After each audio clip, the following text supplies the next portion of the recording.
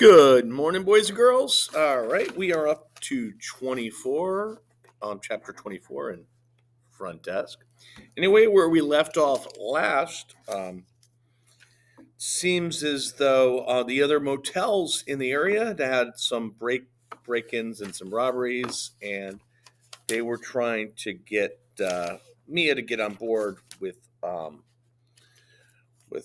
checking out different people. And I don't think Mia liked the idea because she felt they were bringing kind of prejudice in how they were selecting who was guilty or not. So let's see where this brings us.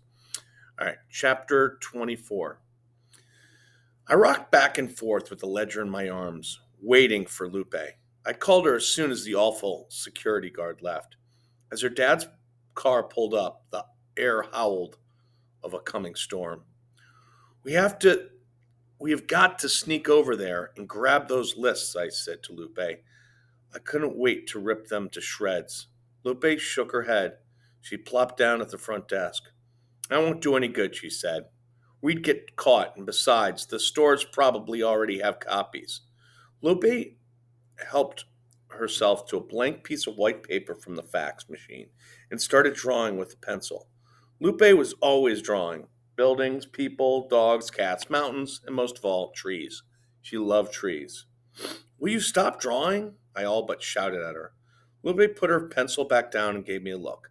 The thing about prejudice is you can't tell people not to be prejudiced. You've got to show them.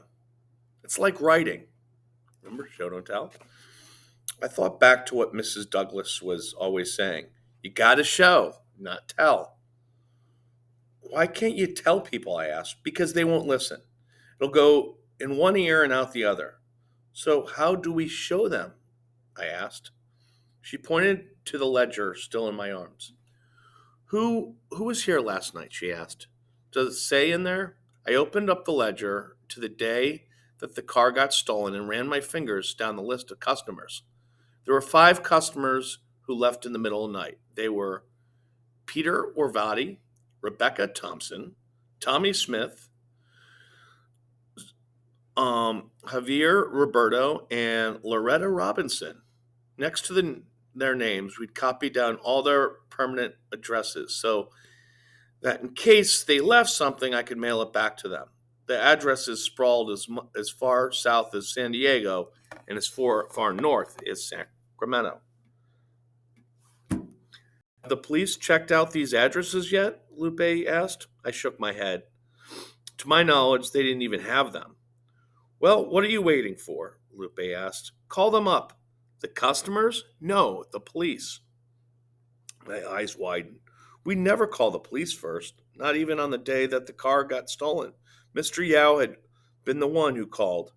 Back in China, I had fond memories of the policemen. We used to call them Uncle, too.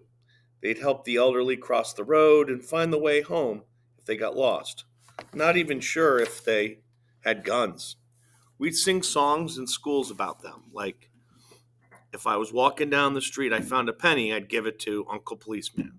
Things were different here. Here, the policeman had guns, and if you found a penny, I'm pretty sure you'd keep it. I know my dad and I would. I went over to the drawer under the phone system and retrieved the card Officer Phillips gave us. He was the officer in charge of the case. I picked up the phone, dialed the number, and handed the receiver to Lupe. You talk, I told her. Lupe pushed the receiver away hard. No, this is your motel. You need to talk, she said. Hesitantly, I put the receiver up to my ear. Officer Phillips picked up on the 4th ring. Hi, Officer Phillips. It's a Mia Tang calling from the Calavista Motel, I said. For what? The Calavista. You know, the motel where the car was stolen the other day, I said. Listen, kid, I've got a lot of work to do, he said. He sounded really annoyed to hear from me. I looked at Lupe, who nudged me to go on. I just wanted to talk to you if you've looked into all the customers who left early that night. I have all their home addresses here. I can give them right to you right now if you'd like, I said. Well, will you let us just do our job, kid? He said. We already have a strong lead. You mean Hank? I said. He didn't do it. How many times did I have to keep saying it? And by the way, did you know you guys got him fired from his job? He recently got fired from his job, Officer Phillips' voice perked up. That explains why he needed the money. No, you guys got him fired. His boss saw you guys asking him questions and fired him, I told him. Now he doesn't have a job. There was a silence on the other end, and I looked over at Lupe. Well, that's unfortunate, Officer Phillips said, but I'm sure there was more to it than that. I shook my head into the telephone. No, there wasn't. Look, I really have to work to do, he said. So that's it then? You're just going to give up? You're not even going to look into the addresses, I asked him. We're not giving up. We just have more pressing cases to deal with at the moment involving armed robbery. And what about Mr. Lorenz? What's he supposed to do? Oh, he's fine. I talked to him the other day. Already filled the claim with his insurance. Going to get his money in 30 days. The good thing about this case is nobody got hurt. And Officer Phillips, and with that, he hung up the phone. Yeah, nobody got hurt, except Hank. I stared at the phone in my hand. I couldn't believe that Officer Phillips. We have to call his manager, I told Lupe. He must have a manager. Lupe shook her head. Doesn't sound like this is his top priority. This is a top priority for them. Well, it should be. You'd think. What should we do? I looked down at the list of addresses. We can't go to all these places by ourselves. Maybe the car will turn up, Lupe said. Maybe someone will see it and put in a call. Maybe. All right. That leaves us to chapter 25. Let's give it a shot. Chapter 25. As Lupe was leaving the motel, a car pulled in and someone got out. My dad and I went out to greet her. It was another immigrant. My mother's face softened when she saw it was a woman this time. Aunt Ling was a friend of Uncle Lee's, and she was so famished. She practically inhaled the dumplings my mother made for dinner. Eat up, there's plenty here, my mother said, even though I knew that wasn't really true. In between bites, the woman told us she'd been working at a nail salon down in Irvine, California. Irvine, my dad said. It's supposed to be nice. Isn't that by the beach, my mom asked? Well, I never got to see it, Aunt Ling said. I spent the entire time hunched over, kneeling on the floor. She told us how she would hold the hands of wealthy American women as they complained right in front of her about their Chinese maids and how they were probably taking things because don't they all steal? It was like I wasn't even there. They didn't even see me, she said. I was just a nail clipper to them. My mother reached for Aunt Ling's hand. Well, we see you, she said. My mother and I led Aunt Ling over to room 1, our best room. Aunt Ling was so touched by our hospitality, the next day she insisted on doing my mother's nails. Oh, that's very nice of you, but it's not necessary, my mother said bashfully, tucking her hands under her armpit to hide them from Aunt Ling. Let me see, Aunt Ling insisted. Don't be shy. Yeah, Mom, come on, let's see, I said. Reluctantly, my mom put out her hands in front. We gasped. My mother's once shiny, smooth fingernails were now dry, yellow, and rough. The cleaning supplies she used every day to clean the rooms must have somehow seeped through her gloves and into her nails. Her nails were practically melting off her hands.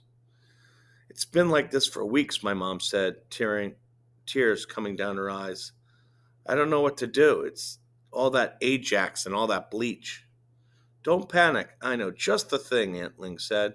She got up and went into the kitchen and she grabbed a cut up lemon from the fridge and baking soda from the cupboard. Next, she filled two bowls of warm water.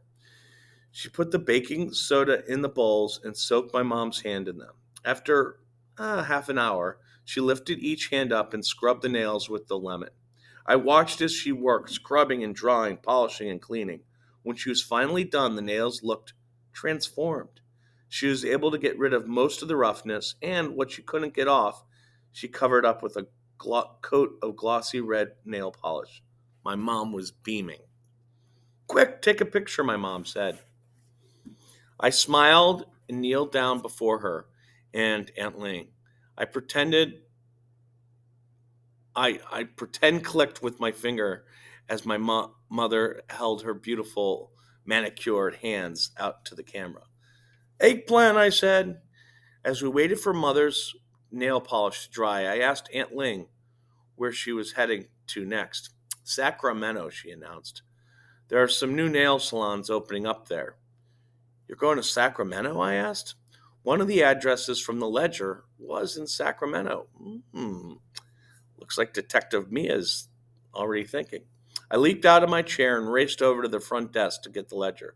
Can you do me a favor? Can you swing by this address?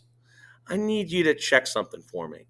Aunt Ling promised she'd go by the address when she got up to Sacramento. If the Thunderbird were there, she'd call me right away before she left. She asked my mom whether she could tell any of her friends about the Calavista. They could really use a place to stay. Their boss gave them their boot, and they're living out of their cars, she said. Oh, that's hard, my mom said, grimacing. We've been there before. My parents exchanged a look. The only thing is our boss, Mr. Yao, my dad said, he lives right here in Anaheim. Sometimes he doesn't come for weeks, though, I reminded him. He has motels all over the place. Aunt Ling put a well-manicured finger to her chin. You know what would be great? If you guys had a sign or something for when he's here, she thought out loud. You mean a don't come in sign? I chuckled. Yeah, but not something he'd understand, she said. A secret sign that only we understand. I looked around the front desk. My eyes fell on an old blue Yankees baseball cap. I picked it up. How about this? I asked Aunt Ling. Her eyes widened. Yes, she exclaimed. That's perfect. All right. All right. Well, guess there's a new character in here, Aunt Ling. All right. Well, that leaves us for chapter 26 for next time. All right. Take care. Have a great day.